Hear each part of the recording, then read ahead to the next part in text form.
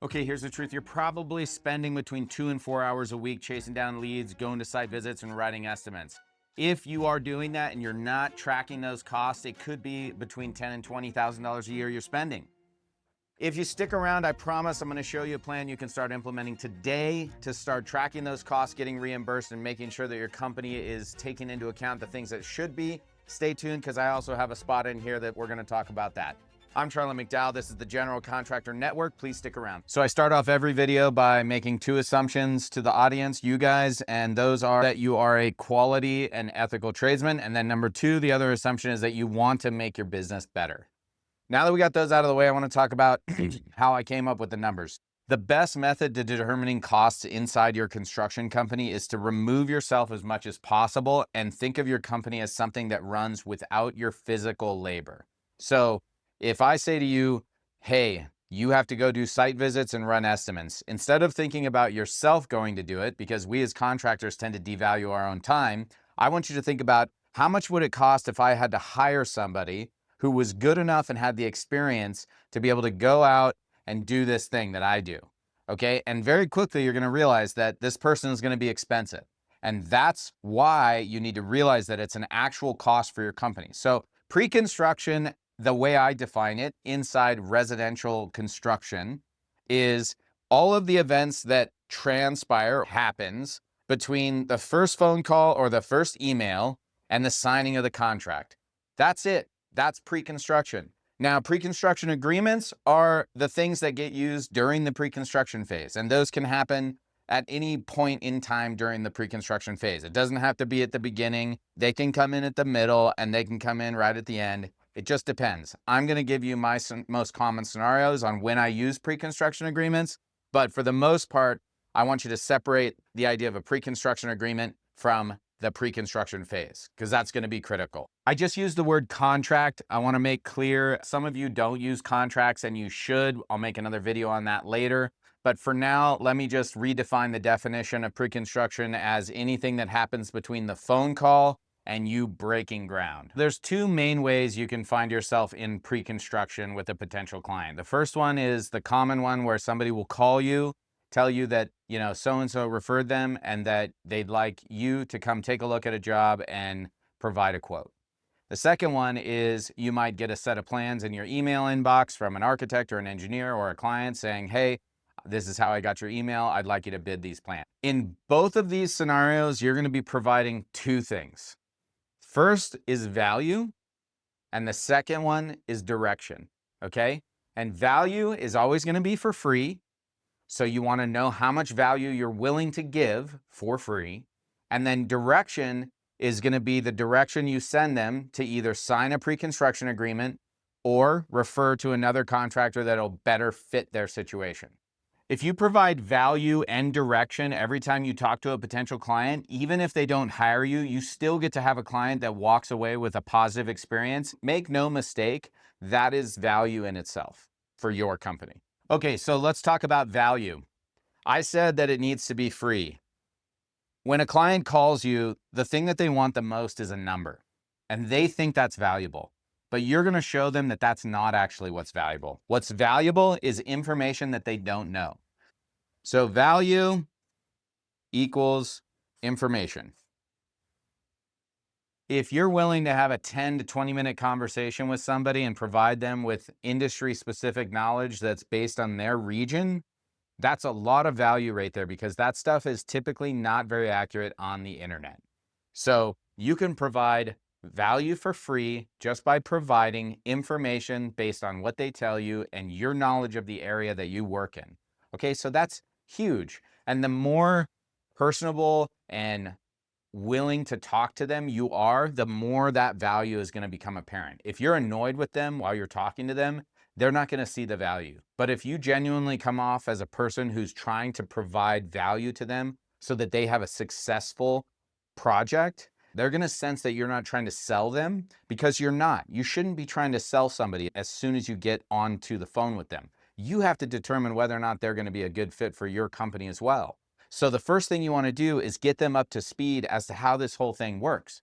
And that's when they're going to be like, oh, this guy's really just trying to help me out and get me up to speed onto how a kitchen remodel works. That's the free value that you're going to provide for them. So the second thing you're going to give them is direction.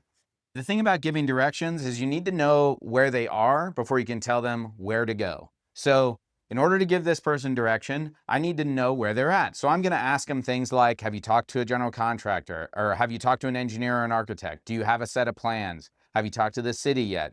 Have you done any research yet on your project? Do you have anything written down or reference materials or concept drawings? Once they answer those questions, I can now guide them in a direction. And when I guide them in that direction, if it seems like at that point that they still really want to talk and continue the conversation, that's when I'm going to make a determination as to whether I'm going to continue to provide more free advice by actually going to the job site and taking a look and giving them a more accurate idea of what the job is, not a more accurate number, but just more information, right? Because if I pay someone who's been in the industry 10, 20 years to show up at my house, give me free information about my specific contextual project, that is very valuable. Imagine what a lawyer would charge to show up and like give you free advice, okay? You need to see yourself as somebody who has information that's valuable. That's what you're giving away for free, is your information, your knowledge, right? That's a big ask because it is time away from your day.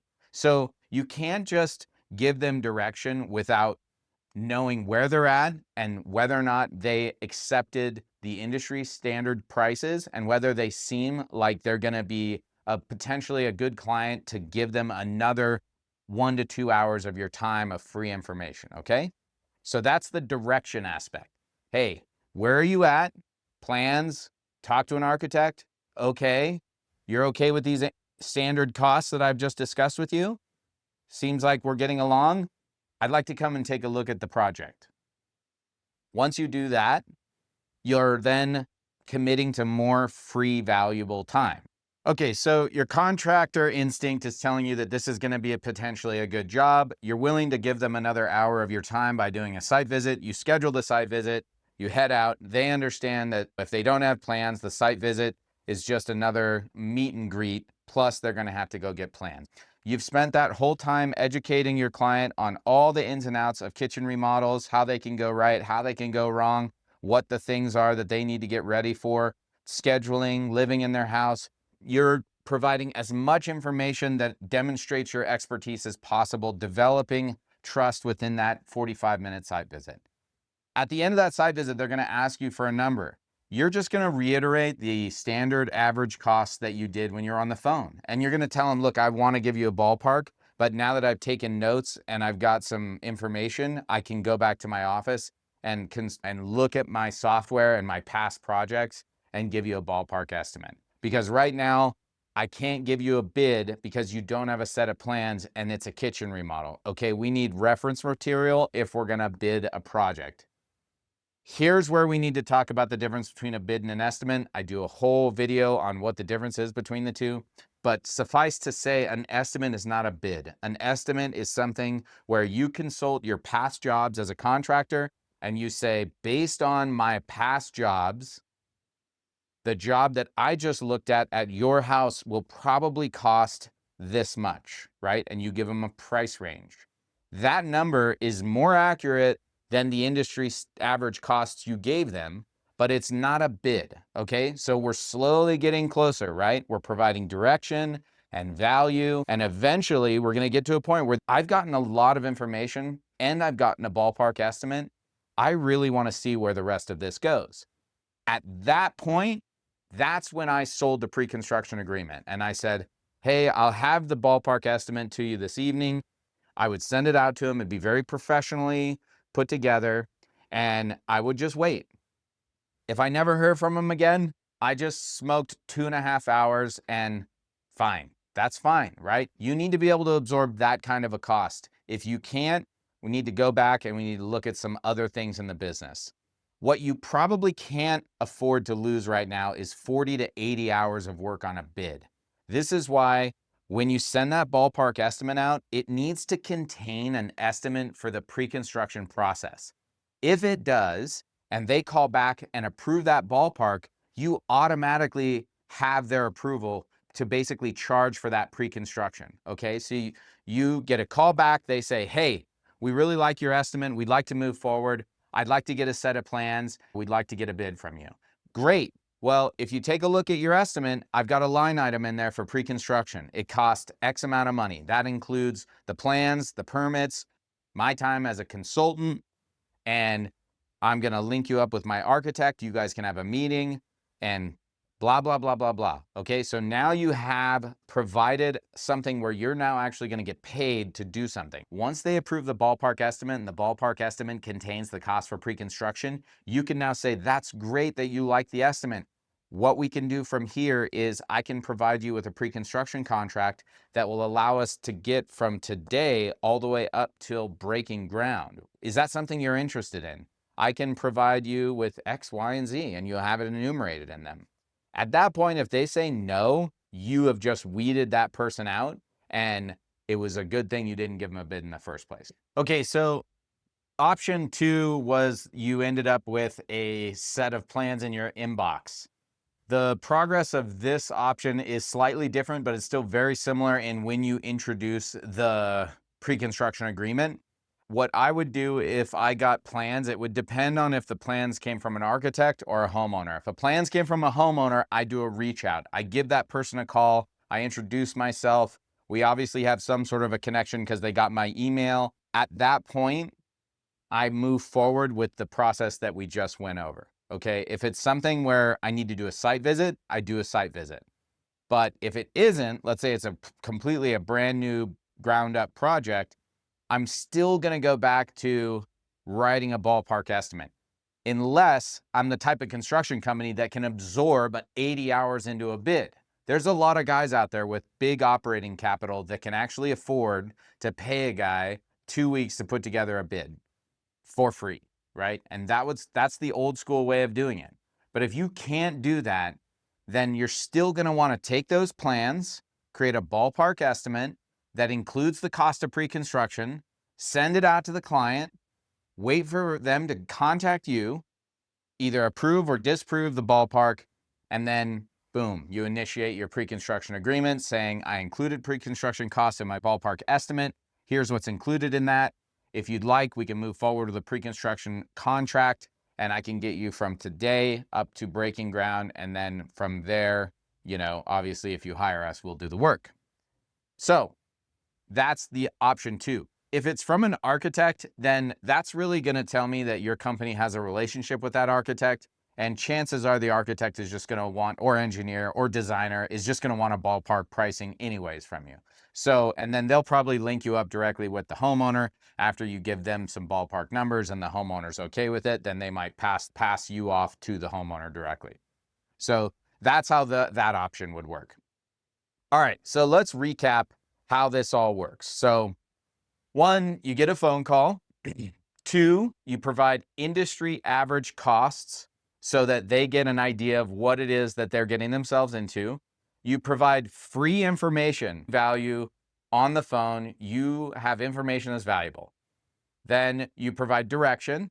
Where are you so I can provide you with direction? Do you have plans? Do you have an architect, an engineer? Have you talked to a designer? Okay, you don't have plans, but you do want to move forward because you're okay with those industry standard prices. I'd like to do a site visit. You go out, more free information, exposing your expertise in the trade that you're in and gaining trust. And then at the end of that, if they ask you for a ballpark, you don't ever give them a verbal number in that initial site visit. You just let them know, like I said, these are the industry costs. I will go back to my office and I will get you a ballpark estimate by this evening. You go home, you do the estimate, you send it back, you wait. After that, they either approve the ballpark estimate or they don't, which contains pre-construction costs. If they approve it, move forward, get them to sign the pre-construction contract. And now you're in pre-construction where you're getting paid for your time and you're putting together really accurate bids. You're not going to lose money based on doing your due diligence and putting the costs that are associated with the job inside that bid. Okay, guys, that's a wrap for the pre-construction overview. It's a lot of information, but it's very worth it if you implement some sort of a procedure. you're going to do so much better in your business. I know for me, it was a huge quantum leap forward in my business when I started having a procedure for onboarding clients and getting paid for doing big bids. I never got to the point where I could afford to just pay someone to bid 80 hours worth of work on a, but I was headed in that direction. So I can speak from experience that this was very helpful for my business. The other thing I want to say is that if you are interested in pre-construction agreements, I'm going to make another video about that where we get really deep into what kind of promises you should make inside those agreements and how that gets you to a contract. I'm also going to do a whole video on contracts and what should be in contracts. So this whole thing, this pre-construction idea, is actually a massive undertaking, but the overview itself is not that difficult to understand. But you're going to have to do some homework outside of this video to really understand the nuts and bolts of the agreement and to understand the nuts and bolts of a contract. If you don't use contracts, do yourself a favor and just talk to an attorney about all of their nightmare situations that they've been through. I know you know somebody who's gotten sued. It's just a matter of time before you have a disagreement. Do yourself a favor, research contracts, research how you put together bids properly and convert those to contracts, and you'll be on your way to having a flourishing business in no time. I mean, learn about your trade. You are a business owner. That's a trade. You're also grew up as a carpenter or a concrete guy. 2 trades in 1. That's what it means to be a business owner. Thanks for stopping in, guys. I appreciate you. If you are interested in seeing more of this stuff, please subscribe, share with your friends. If you want me to make a specific video, just comment down there or send me a DM, and I'd love to hear back from you guys. Thanks again. Thanks for visiting the General Contractor Network.